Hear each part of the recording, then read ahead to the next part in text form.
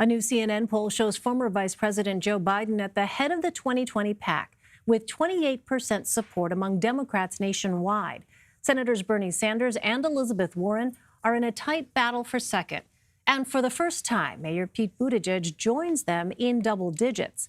Let's bring in Sean Sullivan. He's a CBSN political contributor and a national political reporter for the Washington Post. Sean, thanks so much for being with us. So Pete Buttigieg has been able to gradually strengthen his lead. Today, a new Emerson College poll put him in second place among New Hampshire Democratic primary voters. Senator Sanders is in first. How is Buttigieg and his team planning to build momentum?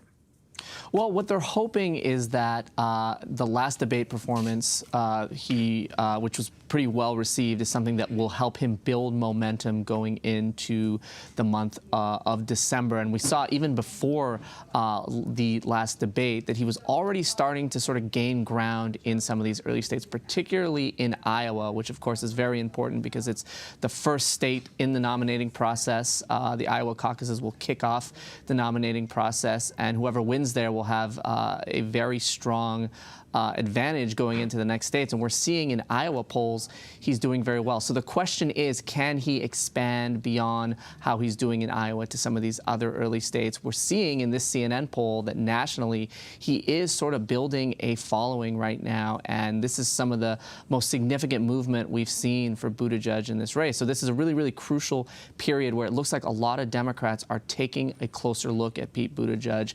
They're responding to his message of generational change. They're responding to his message of wanting somebody from outside Washington to come in and be the nominee for this party. So a really crucial next couple of months here for Pete Buttigieg. Can he capitalize on this momentum? Can he build on it? Or is he going to crumble under the pressure? A lot to be seen in the next few weeks here for him. Well, I want to turn to this opinion piece from The Root that went viral. It criticized Buttigieg for comments he made in 2011 about education and race. Buttigieg said he called the author of the article. Let's go ahead and listen to what he said about that conversation.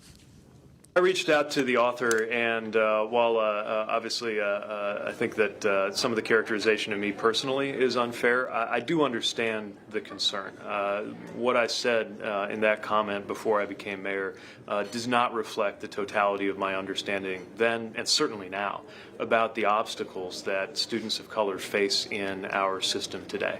I believe I was speaking about the need for mentorship and the need for career pathways, but the problem is, to the extent that that feels like it's validating a narrative that sometimes blames the victim for the consequences of systemic racism. I understand why he was upset, and I understand the perspective and largely agree.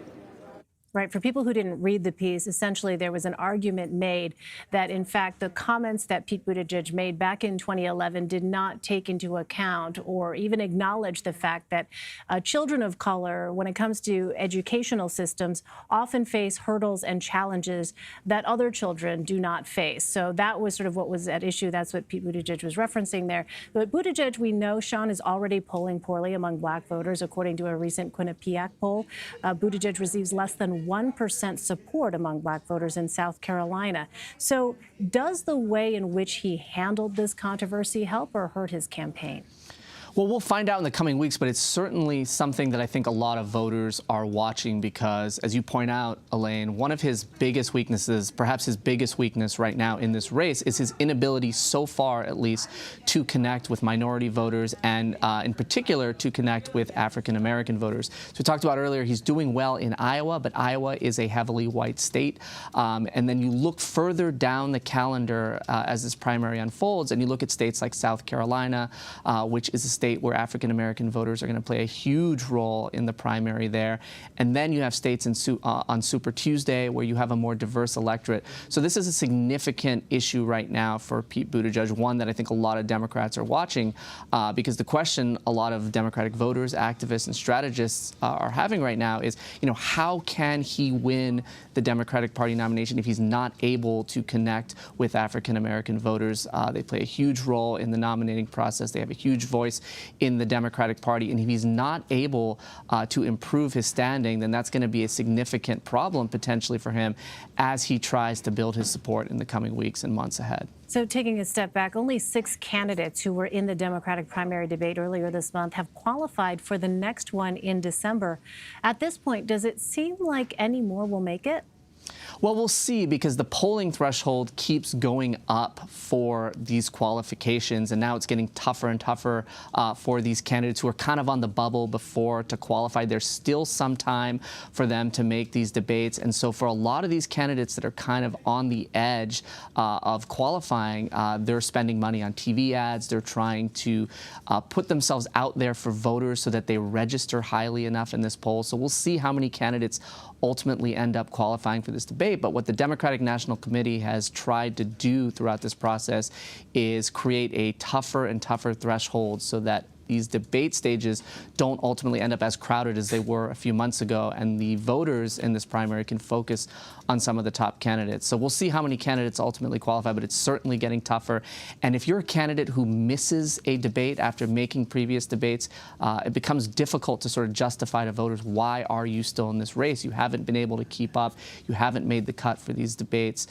So it's a really, really critical time for a lot of these candidates. They're scrambling to try to make that stage, to try to have another opportunity to present their campaign platform to the American public. It's rare to get the chance, to have a couple of hours on national TV to explain yourself to the American people. So it's a really big opportunity, and if candidates don't qualify, it could be pretty devastating for them. So Michael Bloomberg entered the race just this week. He is spending millions of dollars in TV ads. How is he answering criticism that he is trying to buy the nomination?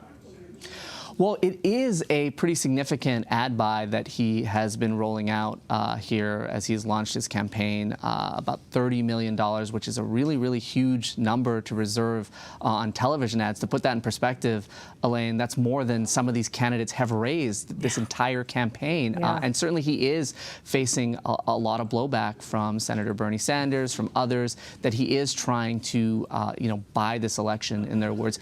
His counter has been, look, I am somebody who has used my money to help the Democratic cause, to help the Democratic Party. I've made significant investments on the issue of guns. I've made significant investments on other priorities that Democrats have placed at the forefront of their platform. But the question is there going to be appetite for somebody like Bloomberg at this late stage of the race? We've already seen another wealthy candidate, Tom Steyer, jump into this race.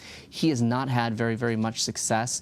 So can Bloomberg have more success than Steyer? We'll find out. But he certainly is facing some significant and escalating criticism from some corners of the Democratic Party that he's trying to come in and just buy this election and buy his way to victory here.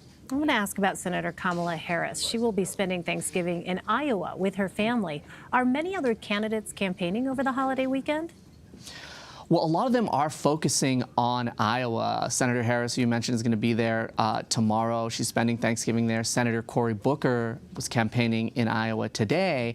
And former Vice President Joe Biden on Saturday is going to be launching a bus tour in Iowa. This is going to be his most significant and lengthy stay in the state. It's going to be an 8-day tour. He's going to be going to a bunch of different counties. And I think it reflects the urgency that these candidates feel, that they have to make up ground in places like Iowa, New Hampshire, and South Carolina if they're not winning. And if they are winning, they want to solidify their standing right there. So it's a critical time.